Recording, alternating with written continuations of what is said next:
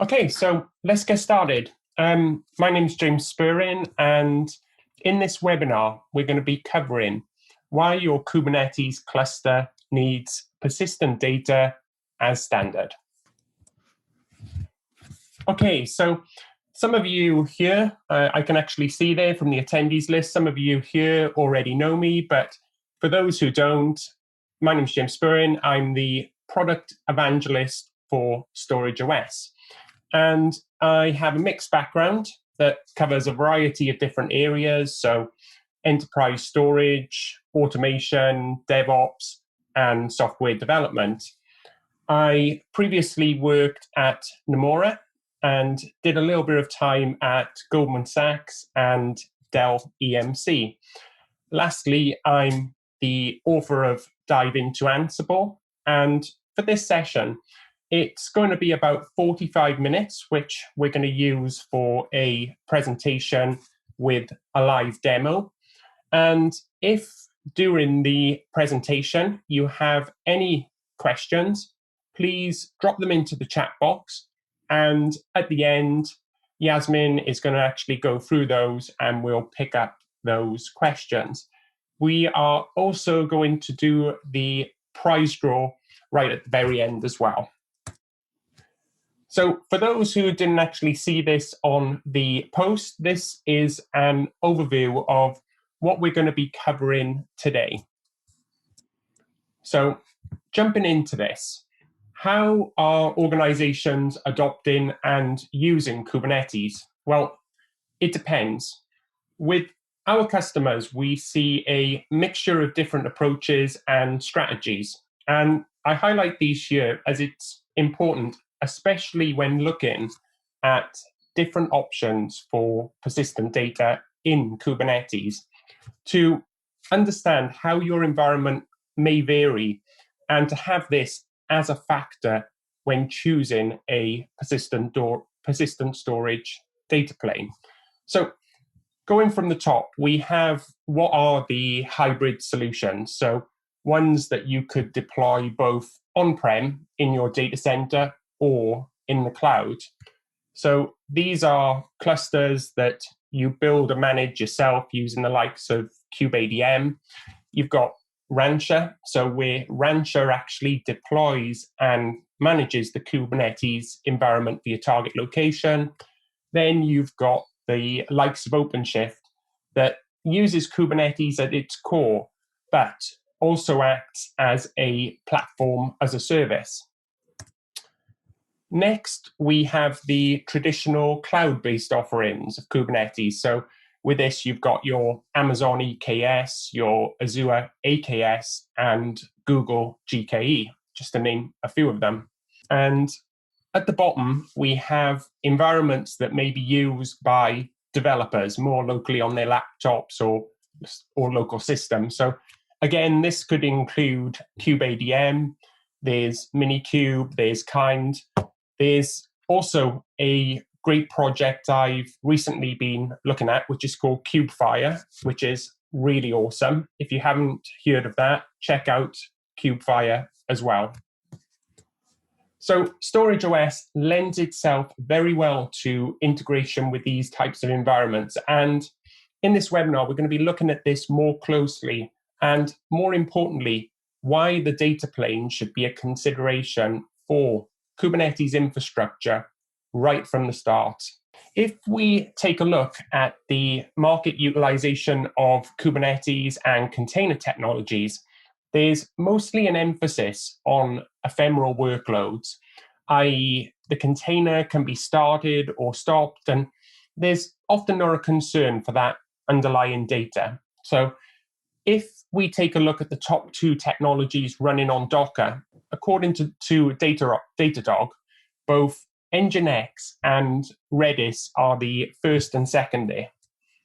And if we view this from a Kubernetes viewpoint, they're great apps for actually running as ephemeral workloads.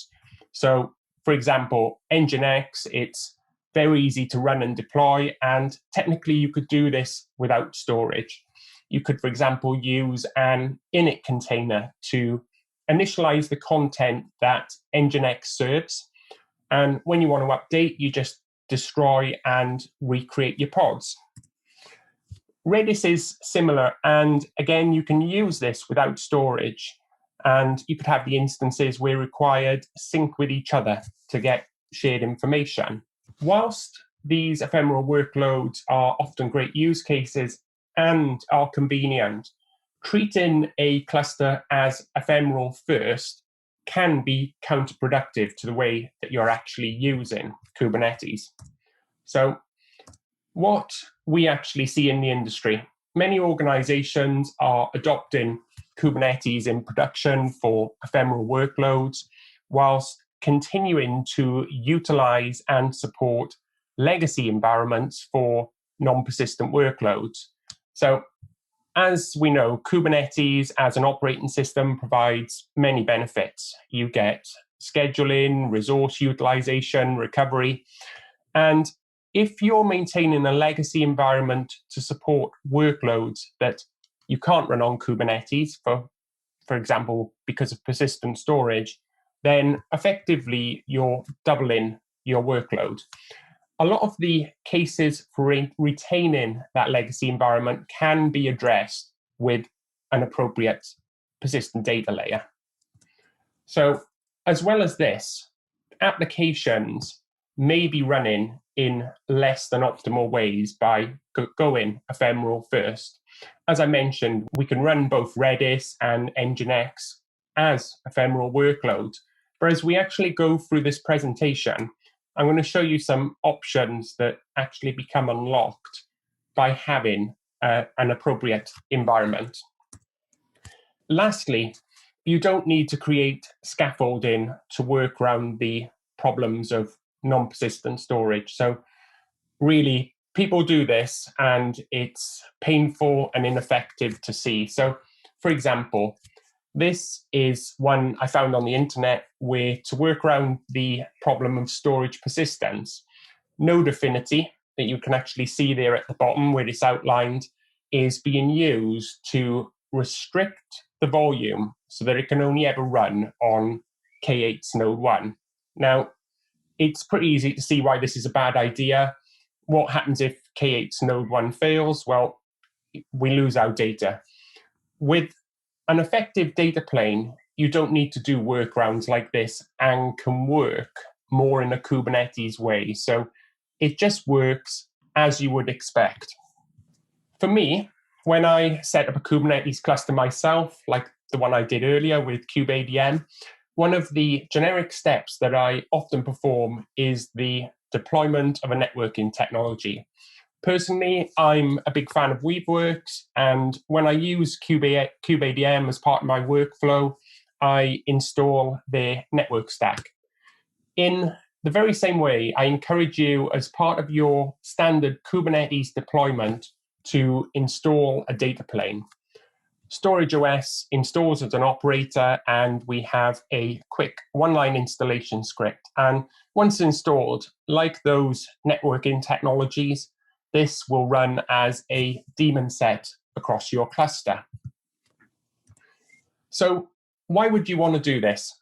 Essentially, an effective data plane is like a power-up for Kubernetes. So you can see here we've got Mario as Kubernetes, we have the Flower as StorageOS, and when these are combined, you're essentially running a powered-up cluster. Now, I'm of that era where I actually played this game the first time round it actually came. So to anyone else on the call who's there, kudos. As I was saying, when you actually increase the cluster's tools and functionality, you can also increase the organization's productivity with Kubernetes. So to break this down into examples, StorageOS is an end-to-end storage platform. When you install, it's installed as a daemon set. The resources available on all of the nodes are aggregated into a pool. Then a container can be run against any node, and the storage is highly available with additional features that you don't natively get in Kubernetes. So StorageOS is a platform. It has no kernel dependencies. It's platform agnostic, so you can install it across different variations of Kubernetes, i.e. on-prem, bare metal, the likes of Rancher, OpenShift, and in the cloud on cloud-managed offerings, your EKS, AKS, GKE. So once this is installed, let's take a look at the benefits. A storage class is a standard Kubernetes component that acts as the gateway for StorageOS interaction. So we use the native Kubernetes CSI driver. So when you're using StorageOS, you're using the declarative language as you would expect to use with Kubernetes. There's nothing extra you have to actually use. However, with our storage class acting as your gateway, you can then use this to promote multi-tenancy and agility in your environment. So after installing, you may, for example, set up different storage classes. And I've got 4 outlined here. So we have development. So in this case, your developers may not actually be concerned about the copies of data, but they would wish for that to be highly available. So if they kill a pod on one node and it starts on another, that data is still available. For production, we might have a requirement of having 2 replicas. In the top right there, we can take this further with top secret, where we also add data encryption at rest. And lastly, archived in the bottom right is where we could utilize compression with a single replica.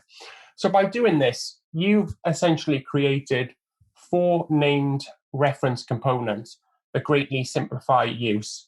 Your users, your organization, just make reference to the one they need.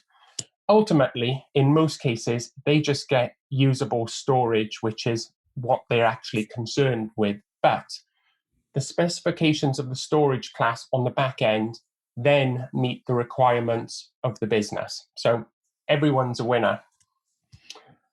Setting up a storage class is very simple. So what we have on the left is a template, and then it's just some minor changes to the parameters. So this is the production one, and it's boilerplate with the exception of what you see there under parameters, where it says storageos.com/replicas as 2. On the right-hand side is an example literally taken from the Kubernetes docs. And the only change to this is where we've actually specified the storage class name of production. An added benefit you get when using StorageOS is you remove the need to create persistent volumes yourself. You just do the claim for what you need, and StorageOS manages the persistent volume and its relationship to the claim. So again, using StorageOS, you actually simplify and can cut down on a step which really isn't necessary.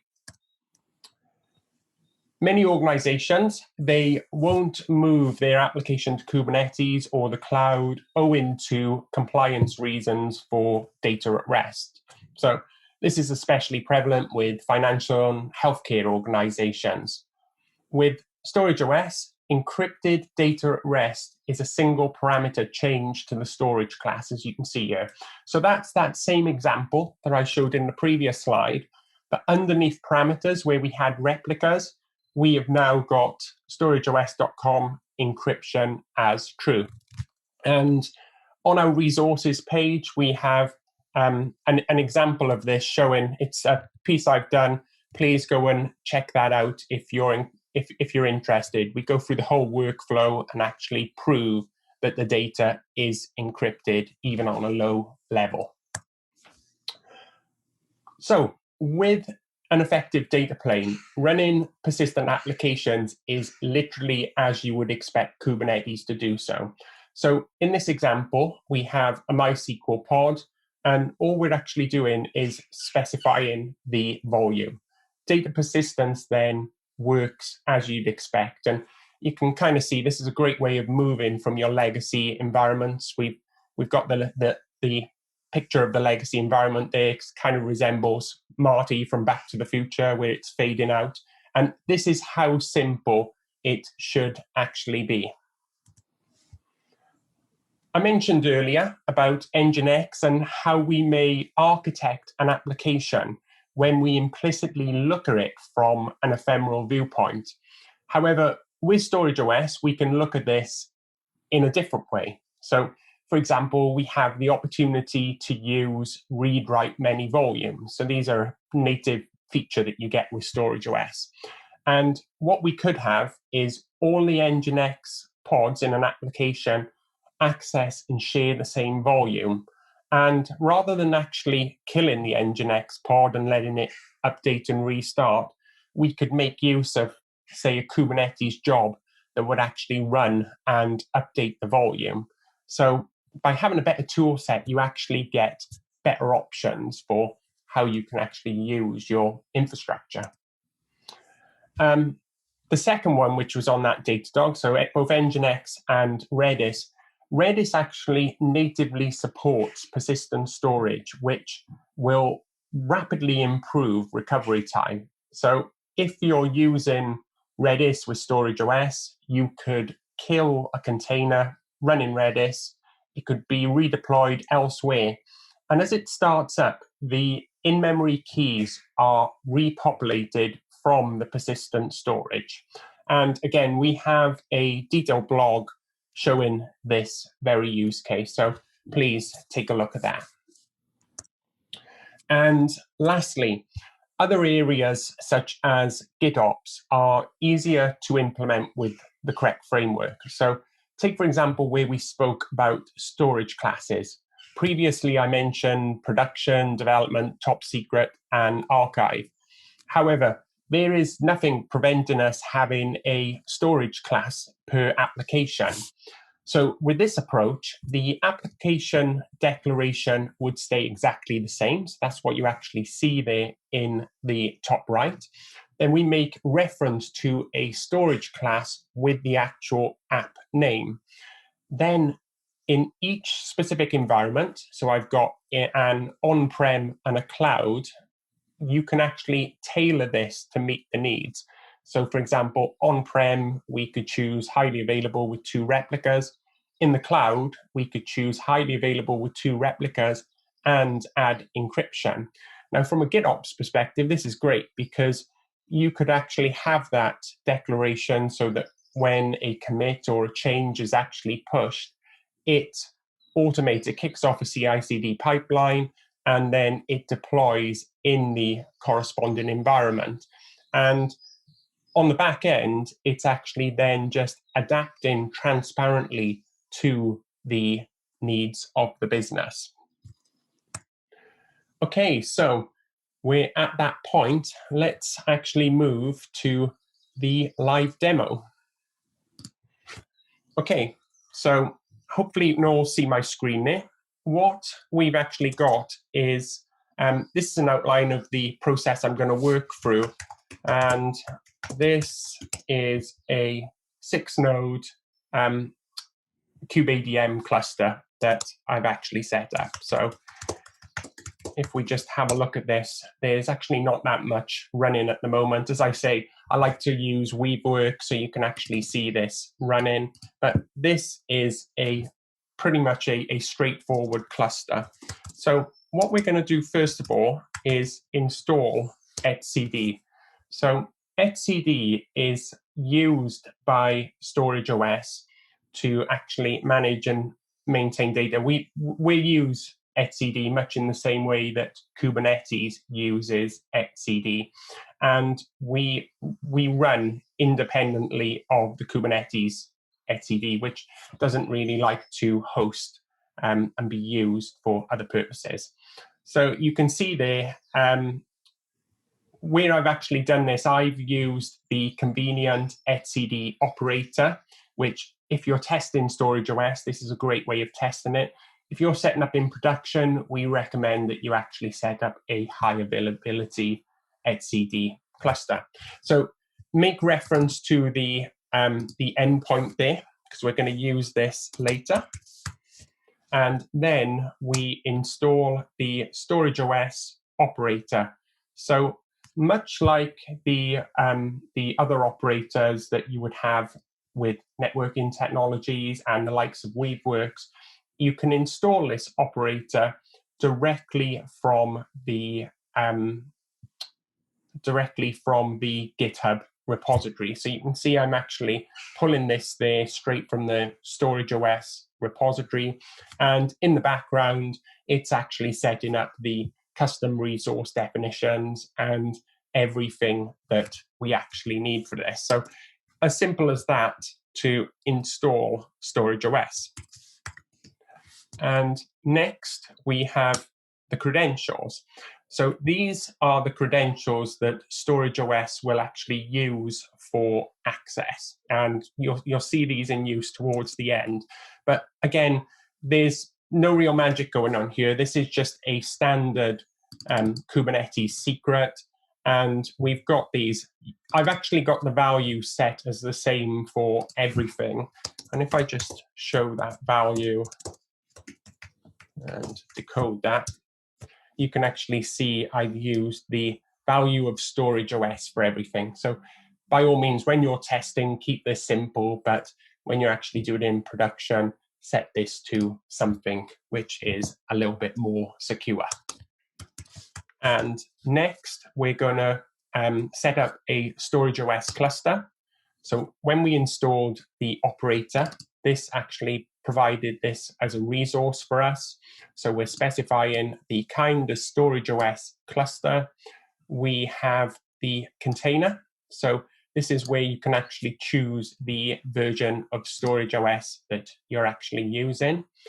If you go back to where I set up the etcd cluster, you can see that this is the reference to etcd.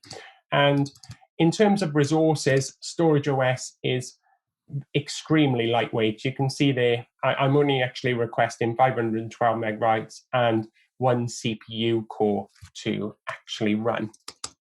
And whilst after doing that, that would have been running in the background. And we just wait for this. So I've got this convenient script here that just makes sure all of these components are running before we move on. And this should take about 30 seconds or so. Generally, when the one kicks in here, the rest of them will kick in. There we go. And the last one is the daemon set.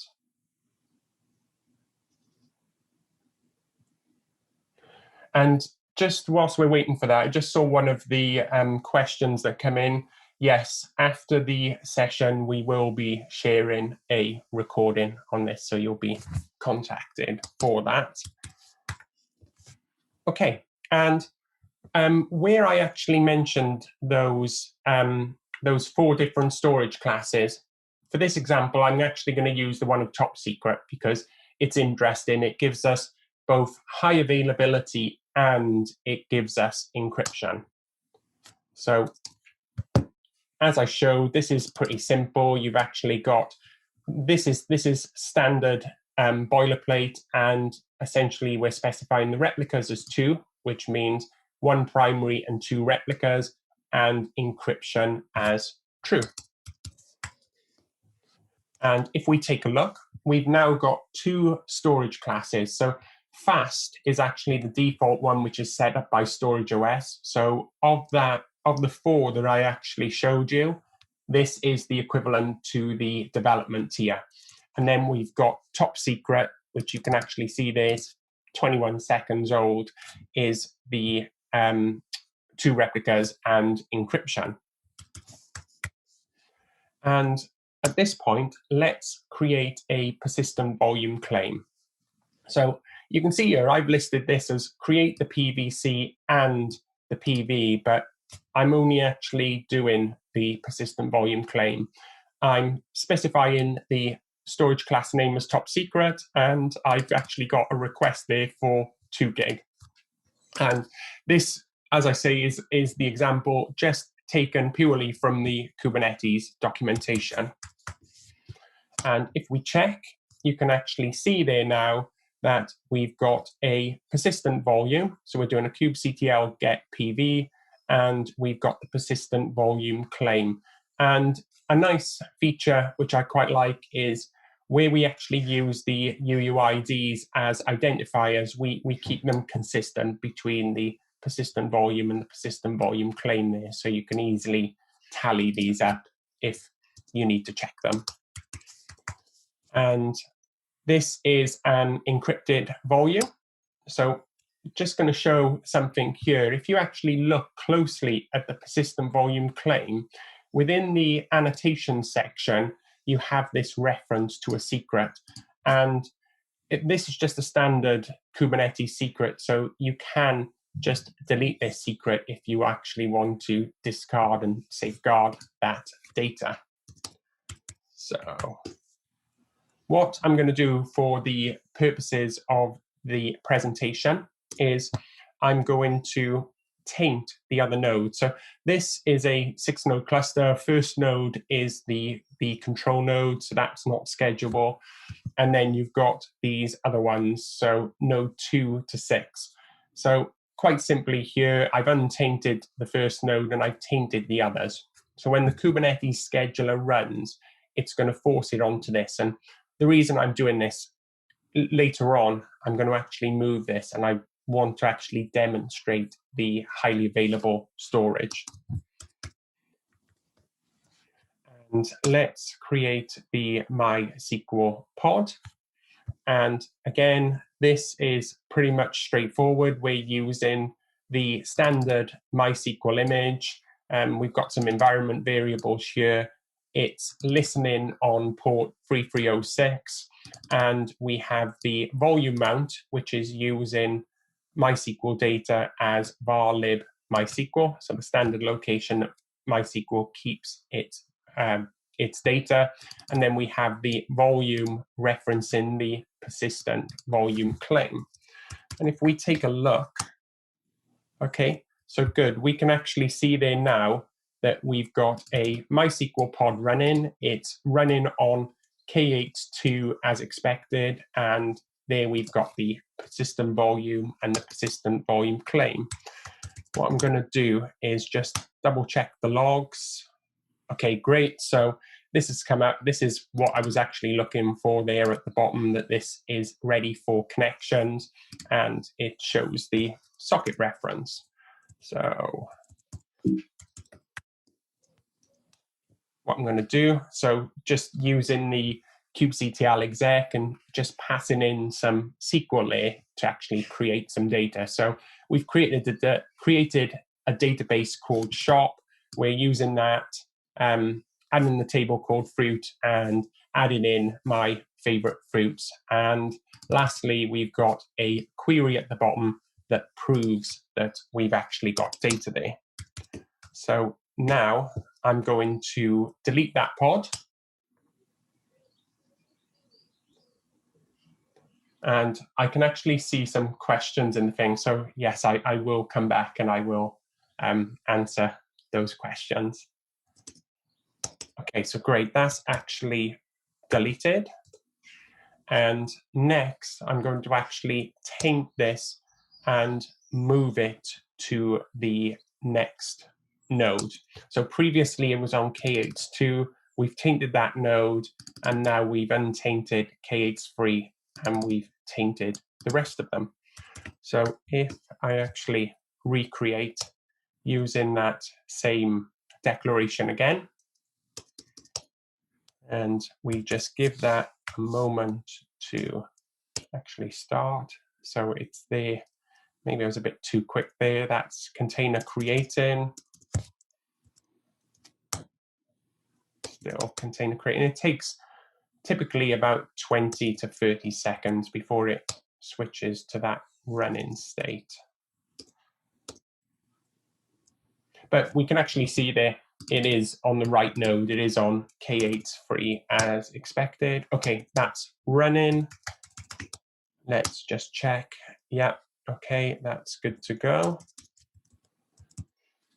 And now if we query that, as expected, we have got access to the data. And as this example really shows that this is working in the way which personally, I would expect persistent storage to work from a Kubernetes perspective.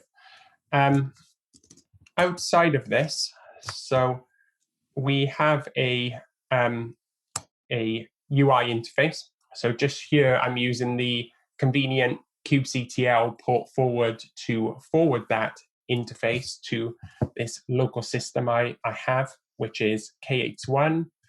And actually go to this K8-1 5705. Okay, we've got the login, and if you recall, I set the username and password as StorageOS. And don't need to say that. You can actually see here, we've got a single volume. It's 2 gig. And at the moment, you can see these labels here. So we've got encryption as true and the replicas as 2 as well. And if we actually click into this, so currently this is actually attached to K8's free, but the primary source of data for this one is on K8's 5. And when we actually configured it, we configured this with 2 replicas. And the first replica is actually running on K8-6, and the second replica is running on K8's free. Okay, so that was the demo, and we're actually good to move on to the questions and answers. And just whilst we're actually going through that, I'm going to put some resources that we have available. So if you're interested, please have a look at those resources. So I'm just going to pop through some of the questions I can see, and then I'll just sync in with Yasmin. I think Yasmin's got a couple of other questions that have come in too. So brilliant. Thanks, Yasmin. So let's just see. Since no kernel dependencies, does it rely on Fuse? No, we don't actually rely on Fuse. What we've actually got there, we have a fallback option for Fuse, but that's not actually the primary means. We essentially use the native LIO, which is part of the Linux kernel. So, Jerry, on that one, rather than actually trying to rush you on this one, I'll come back to you with more of a detailed explanation on the exact specifics for that one, if you don't mind. Wilco van der Stek, I hope I pronounced that correctly. Okay, can you tell me where the physical disks are located? Are they attached to the nodes or are a separate storage cluster? So what it will actually do is it will use, by default, the storage that is available. So you've essentially, if you were to look at the nodes that we've got, the physical nodes, and you were to look in varlib StorageOS, I think it is off the top of my head, you would actually see the references there. And when you're setting up the StorageOS cluster with the operator, as I showed, there are additional options that you can use there if you wish to actually specify or have them in custom locations. And I am missing something in the StorageClass YAML for the app. Presumably it would need some specific information mapping to some long-term, for example. Right, so I think I understand your question there, Jerry, and this is actually part, let me just go back to that GUI just whilst I'm here. This is actually part of the cluster setup and how we actually integrate with the CSI layer. So all of the storage which is available in the cluster is actually pooled, and you have the concept of attached and the where the primary data is, and they don't necessarily have to be the same. So they can actually be the same, but they don't have to be. So as you see here, where your application is then using that storage class and it essentially hands over to us with the Kubernetes CSI driver, we then handle that concept of attaching it to the node in question. So we bring in this storage from K8-5 to K8's free, where your container is actually running, and then we essentially do the binding behind the scenes. So hopefully that answers your question there. Yasmin, you had some more. I do, yes. We've had some more questions come in. So we've got one here from Marcus. You mentioned storage classes. Do you have to have a storage class for every variation of storage, or can you override this for specific volume claims? Okay, good question. So personally, my background is in enterprise storage, and what we always used to do there was set up kind of different pools for usage, and I kind of have followed and adopted that technique. So for me, when I'm setting up, I like actually doing that, setting up storage classes for each different one. But you do have the option of overriding this on a per volume basis as well. So let's just say, for example, you wanted to have something just as scratch space, and you weren't overly concerned about having, the same number of replicas, but you didn't want to create another storage class just for this. You, in your persistent volume claim, you can use Kubernetes labels in the same way as what you actually saw in the storage class to specify overrides. So overrides at a persistent volume claim level take precedence over those in the storage class. Thank you, James. And we just have another one here. Of all the different environments at the start, if I wanted to test StorageOS quickly myself, is there any preference on this for the platform to use for testing? Yeah. So I'm here. I've actually got the convenience where I have locally. I've got a lot of compute, so I use kubeadm myself, and I've got a VMware environment. But outside of that, as I mentioned at the start, and I'll search for this, and I'll just actually bring it up here. So this one, KubeFire, is absolutely fantastic, and I do encourage everyone, have a look at this. You will thank me for it later. It uses essentially, as it says there, Firecracker micro VMs via Weaveworks Ignite, and you have the great option there. I mean, it's quick, like you would actually have with Kind or Minikube, but you have the benefit here of where each node is running in the micro VM, which is sometimes you get some operators which won't work on Kind or Minikube, and this actually gets around that. And you get a variety of different options with this. So you get kubeadm, K3s, you've got Rancher, and K0s there as options as well.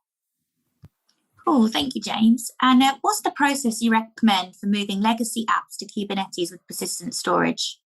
Oh, okay. So yes, that's quite a big one. So what I would actually do in this case, so if, for example, I was looking at something like a database, a lot of databases now have at least made a move to having an operator. So first off, I would actually see if there was an operator available for it. So and even outside of databases, a lot of apps, we recently did an article on Redis, and we actually use the Redis operator. So if they've got an operator, great. Otherwise, see if that application has a YAML declaration that you can actually make use of.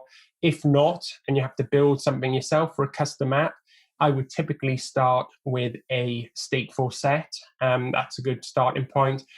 Try and tally up as many things of the components as you can. So make use of config maps, make use of secrets, etc. And again, if you're working with custom applications, of course, you need to actually make this into a container image so that you can use this yourself.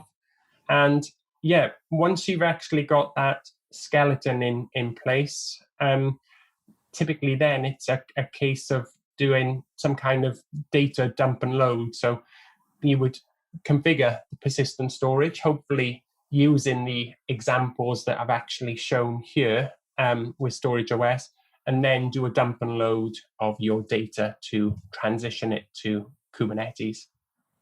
Perfect, thanks, John. I think we have time just quickly for one more question before we conclude. So the MySQL deployment was straightforward. What if you had another more complicated database?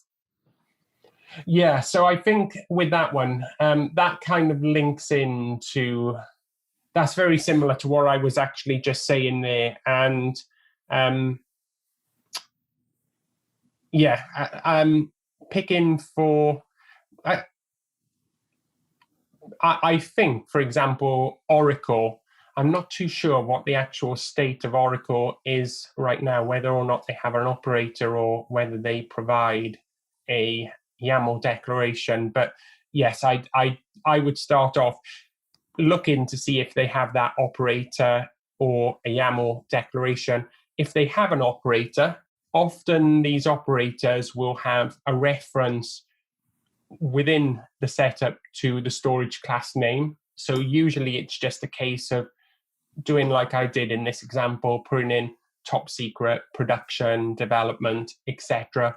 If they provide a YAML declaration, then often in those cases, it's just a matter of finding where they actually do the persistent volume claim and tallying up the storage class name at that point. Perfect. Well, thank you so much, James, and thank you all for all of your questions. For those that we didn't get round to, we will make sure that we come round to you, myself or James, and we'll respond to you after the session. I hope that you found the session useful and insightful. This is the first webinar of a planned series that we have organised here at StorageOS. I just would like to point out our next session that will be running on the 18th of August. Hopefully you'll all be able to attend. That will be hosted by our Cloud Solutions Architect, Ron. And that will be on accelerating Kubernetes onboarding and application transformation. So we really do hope to see you all there. The comms for those will be coming out shortly, as well as we will be sharing the slides and the recording of this session. The more exciting part of the session is the winner of the webinar, the £25 Amazon voucher. Congratulations to Deborah Wong. We've selected you this time for the prize, so I hope you'll enjoy that. I'll be in touch with you shortly after the session to get that over to you. Thank you so much, James, for taking us through that. It's a fantastic session, and we look forward to welcoming you all shortly. Brilliant. Thank you, everyone. Appreciate your time.